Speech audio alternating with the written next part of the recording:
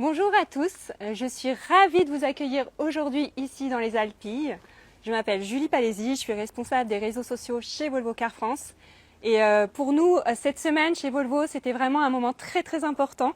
On est en direct live des essais presse automobiles du dernier né de Volvo qui est notre toute petite Volvo 100% électrique, le Volvo EX30. Et aujourd'hui, on est ravis de faire ce live avec vous. Vous nous avez remonté pas mal de questions, on vous en remercie beaucoup. On voit vraiment un intérêt pour ce que vous allez bientôt pouvoir ravis. Et aujourd'hui, donc tout est bon pour nous. Et on va vous présenter cette nouvelle voiture. J'ai la chance aujourd'hui d'être accompagnée de Christophe Duchâtel, qui est le directeur commercial et produit de Volvo Car France, et qui sera là. Bonjour Christophe. Bonjour Julie. Pour répondre à toutes vos questions. Merci Christophe d'être là. On est ravis. On est super contents tous chez Volvo de pouvoir être ensemble pour ce lancement qui nous tient beaucoup à cœur. Donc on a hâte que tu nous racontes un peu ce petit modèle chez Volvo. Eh ben écoute, avec grand plaisir. Effectivement, attendu, lancé depuis le 7 juin. Depuis le 7 juin, ce nouveau véhicule Volvo X30 dans la gamme des petits véhicules 4,20 m. 4,20 m, c'est le véhicule le plus compact de la gamme Volvo. Un véhicule qui a beaucoup d'intérêt. Bien évidemment, il existe maintenant chez Volvo en 100% électrique. C'est vraiment la stratégie que nous avons maintenant chez Volvo. Ce véhicule est un véhicule qui a beaucoup de caractéristiques. Il existe en 2 roues ou 4 roues motrices. Il existe à partir de 37 500 €. Et ce véhicule, c'est vraiment l'élixir de ce que fait de mieux, je dirais, la marque Volvo. On va commencer par le design, si tu me le permets, Julie. Bien sûr. Déjà, ce design, donc, on est 100% électrique, donc on n'a pas besoin d'avoir une calandre 100% pleine qui optimise l'aérodynamique. C'est cette nouvelle signature qui est maintenant assez connue chez Volvo, cette signature des phares en marteau de Thor, la forme de marteau que nous voyons ici. Donc l'aérodynamique vraiment très important pour un véhicule électrique. On va le chercher aussi par exemple sur les jantes qui sont quasiment pleines et qui existent en 18, 19 ou 20 pouces. Pour ce qui est de l'aérodynamique, on va encore plus loin, où par exemple même les rétroviseurs, vous le voyez, sont sans contour. Sans contour, ça veut dire qu'il n'y a effectivement rien qui freine l'air autour de la voiture. Si on reste sur le latéral de cette voiture, on a sur la majorité de nos versions ce toit contrasté, ce toit noir. Et bien évidemment, plusieurs couleurs de cette voiture sont proposées. Le bleu nuage, qui est celui que nous avons aujourd'hui dans les Alpilles, même si c'est le seul nuage qu'on verra aujourd'hui, mais aussi du blanc, du gris, du noir et le jaune floral, une toute nouvelle couleur sur ce véhicule. EX30, donc voilà, c'est bien le nom de cette voiture, avec une signature lumineuse assez particulière aussi sur la face arrière. Face arrière très épurée, le but ça a été de ne pas mettre de bouton, il y en a juste un seul, et vraiment très épuré sur la face arrière.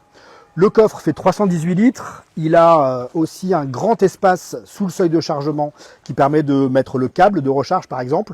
Ce câble de recharge, il peut aussi se mettre sur le capot avant, parce que comme on a de la place sur un véhicule électrique, on a aussi un coffre de rangement à l'avant. Tiens, et qu'est-ce que je vois là? C'est assez rigolo ça. Ah ouais, ça c'est un petit clin d'œil. Ce petit clin d'œil, ça permet de montrer tout ce qui peut rentrer dans le coffre du Volvo X30. Vous avez effectivement les différentes dimensions et la totalité de ce qui peut rentrer. Super coffre, pratique. bien évidemment. J'adore le Volvo là électrique. aussi. Je trouve ça super stylé, comme diraient les jeunes. mais nous le sommes, nous le sommes. Véhicule 100% électrique, bah oui, il y a une trappe, mais cette trappe, elle sert uniquement à la recharge. Une recharge qui peut se faire bien évidemment à la maison, sur une borne de recharge. On est capable d'accompagner chaque personne aussi qui veut installer une borne à domicile, mais aussi des charges rapides. On peut monter jusqu'à 150 kW.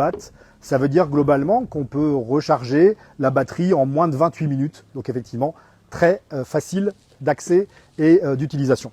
Donc voilà pour ce qui est du design extérieur de cette voiture et je vous propose maintenant de passer à l'intérieur qui révèle beaucoup de secrets. Allons-y.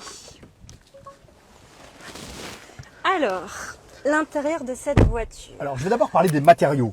Ce véhicule, c'est le véhicule qui a la moins forte empreinte carbone de toute la gamme Volvo, à peu près 25% de moins que tout ce qu'on faisait jusqu'à maintenant. Et on a travaillé sur beaucoup de choses, en particulier sur les matériaux, avec de l'acier recyclé, de l'aluminium recyclé, du plastique recyclé, donc des matériaux recyclés, mais aussi des matériaux biosourcés. Matériaux recyclés, par exemple, on a ce décor, et ce décor que tu touches là maintenant, Ouais, il y a j'adore. 2 matériaux recyclés. Par exemple, dans celui-ci, tu as des chutes de jeans, mais tu as aussi des fenêtres en PVC qui sont effectivement broyées pour faire les petits points blancs. Donc chaque version sera unique parce qu'il y a effectivement un décor vraiment spécifique. Recyclage effectivement important, aussi des matériaux biosourcés selon les versions. Alors déjà, on n'a plus de cuir du tout dans ces véhicules. Les véhicules sont maintenant véganes et donc ces intérieurs seront en laine, avec des matériaux du pin scandinave par exemple ou ce genre de choses, du lin qu'on peut retrouver aussi selon les finitions et les décors. Donc encore une fois, la partie empreinte carbone est vraiment quelque chose de très important. Il y a quelque chose qui te choque ou pas dans cette voiture ? Bah, écoute, je remarque un peu le volant et le fait qu'il n'y ait rien au-dessus. Effectivement, pas de compteur du tout sur cette voiture. Ce que vous avez là, c'est une caméra qui vient effectivement vérifier si le conducteur est effectivement en bonne santé. Très peu de boutons. Tout est vraiment remis sur cet écran central, écran de plus de 12 pouces. Et cet écran central, on va reprendre en haut ce qu'il y avait d'habitude sur un compteur. Et là, vous allez voir, quand on va changer les vitesses, le levier de vitesse est maintenant ici. On va le voir sur ce tableau de bord et la vitesse. On a le GPS qui est effectivement à cet endroit-ci. Et puis les différentes commandes, comme par exemple, si on veut ouvrir la boîte à gants qui se retrouve maintenant en centrale. On n'a plus à se tordre complètement. C'est ça. Il n'y a pas à se battre pour aller effectivement dans la boîte à gants. Ça, j'adore. Alors, quelques petites nouveautés aussi sur ce véhicule. La caméra 360 qui permet effectivement de voir ce qui se passe autour de vous. Et vous pouvez, encore une fois, choisir de regarder la caméra de différentes manières et de pouvoir tourner, tiens, qu'est-ce qui se passe à tel ou tel endroit, qu'on trouve effectivement assez sympa. Donc vraiment, tout ce qui se retrouve sur cet écran est vraiment important. Peu de boutons, les vitres sont par exemple ici sur la partie centrale. Peu de boutons, ça veut dire aussi que ça nous permet d'avoir beaucoup de rangements. Ce qui est très minimaliste en fait, c'est le design scandinave à fond. C'est vraiment pour que chaque chose ait sa raison d'être entre guillemets. Donc ce petit rangement qui va effectivement coulisser, avec de quoi mettre une boisson chacun, hein, pas de jaloux, mais aussi différents types de rangements. Entre deux, sous la console ici, un chargeur à induction et de quoi aussi poser son sac à main par exemple. Donc vraiment quelque chose d'assez original. Tu auras remarqué qu'il n'y a pas de haut-parleur dans les portes. Effectivement, et ça a l'air très spacieux notamment. Ce véhicule est un véhicule électrique, c'est un véhicule qui fait pas du tout de bruit, mais à l'intérieur, on veut vraiment bénéficier de la meilleure sonorisation possible. Meilleure sonorisation possible, on s'est dit, allez, si on faisait comme un home cinéma à la maison, donc vous avez cette barre de son qu'on voit effectivement sur le tableau de bord, vraiment comme un home cinéma. À l'intérieur de cette barre de son, plus de 5 haut-parleurs, plus les 2 qui sont à l'intérieur de la voiture, donc 7 haut-parleurs, près de 1000 watts, donc encore une fois, de quoi vraiment profiter de la meilleure manière possible de la musique à l'intérieur de cette voiture. Vous aurez repéré aussi cette grosse luminosité, cette luminosité intéressante dont on bénéficie encore une fois aujourd'hui dans les Alpilles avec ce toit 100% panoramique, ce toit vitré qui est aussi sur la majeure partie de nos véhicules. La lumière très importante chez les Suédois. C'est clair, c'est clair. Je sais que tu as beaucoup aimé les poignées aussi. Alors moi, c'est les poignées. Je suis sensible. Alors je ne sais pas si les internautes voient, mais c'est quand même super stylé. Dites-nous ce que vous en pensez. Moi, j'adore. Franchement, c'est le petit détail qui tue. Dans cette voiture, il n'y a que des petits détails qui tuent. D'ailleurs, on va en parler tout à l'heure. Exactement. Plein de choses à trouver. Et point de sécurité maintenant, quand tu veux ouvrir la porte, s'il y a quelqu'un qui arrive avec un vélo ou un scooter, on va te prévenir qu'il y a quelque chose qui arrive de ce côté-là. Ah, génial. C'est un petit truc de sécurité en plus. C'est sonore. Sonore et lumineux. Donc, c'est parfait ça. Toujours un point sympa. Donc très urbain. Très sympa. Allez, un petit clin d'œil au véhicule suédois. On a notre petit drapeau suédois, ça, c'est toujours, qui est le pays natif de ce Volvo X30. Véhicule électrique, ça permet aussi d'avoir beaucoup d'espace. Donc on a un plancher entièrement plat aux places arrière. Donc un véhicule qui fait 5 places. Ce véhicule de 5 places, il y a alors quelques rangements sympathiques. Vous avez par exemple les poches qui sont derrière les sièges. Vous avez une petite poche spécifique, par exemple, pour y glisser un téléphone. Donc il y a encore d'autres choses bien évidemment à découvrir sur la voiture, mais on veut le faire assez rapidement. Et puis un petit challenge pour les gens qui auront en concession, il y a au moins 3 élans qui sont cachés dans la voiture. Donc ce sera intéressant de pouvoir les découvrir. Parfait. Écoutez, n'hésitez pas à nous poser des questions. On va sortir du véhicule pour répondre à celles qu'on a déjà reçues, notamment avant le live. Donc merci beaucoup Christophe. On va se retrouver tout de suite à l'avant. Et alors, ce qu'on nous demande, quelle est l'autonomie de cette voiture? Alors, je le disais tout à l'heure, il y a plusieurs versions. Il y a deux versions deux roues motrices. Une version deux roues motrices à 350 km d'autonomie. Une version deux roues motrices à autonomie étendue qui va jusqu'à 476 km d'autonomie. Et une version quatre roues motrices, faut pas le dire, mais qui atteint un peu plus de 400 chevaux avec une accélération vraiment sympathique aussi. Je crois que l'accélération est assez impressionnante. Assez impressionnant, donc, quand effet. on a besoin de doubler en toute sécurité, en général, on a ce qu'il faut. Exactement. Donc, l'autonomie, c'est selon l'utilisation, 350 ou 480 km d'autonomie selon les versions. Alors, on nous demande aussi finalement le X30, est-ce que c'est le remplacement de l'XC40? Parce qu'on a aussi l'XC40 chez Volvo qui est un petit peu plus grand. On a aussi le XC40 et le C40. Il y a 20 cm de différence. Ce véhicule, il fait 4,23 m. Il y a 20 cm de différence avec le XC40. Donc, il y a vraiment une place pour chacun des produits. Ce n'est pas un produit qui remplace, c'est un produit qui vient compléter la gamme pour avoir un véhicule plus compact, donc de 20 cm de moins que le XC40. Pourquoi on parle finalement de petit SUV alors qu'il fait 1,8 tonne ce véhicule? Alors il y a plusieurs points. Donc petit par la taille, déjà 4,20 m, c'est vraiment un véhicule compact. Le poids, 1,8 tonne, il y a plusieurs raisons. Déjà, Volvo, c'est vraiment dans notre ADN la sécurité. Donc nous, on va pas chercher le dernier kilo, mais on va chercher effectivement un véhicule qui ait effectivement tous les éléments de sécurité, aussi bien actifs que passifs. Et puis un véhicule électrique, ça veut dire qu'il y a des batteries. Et pour avoir une belle autonomie, ça rajoute effectivement du poids.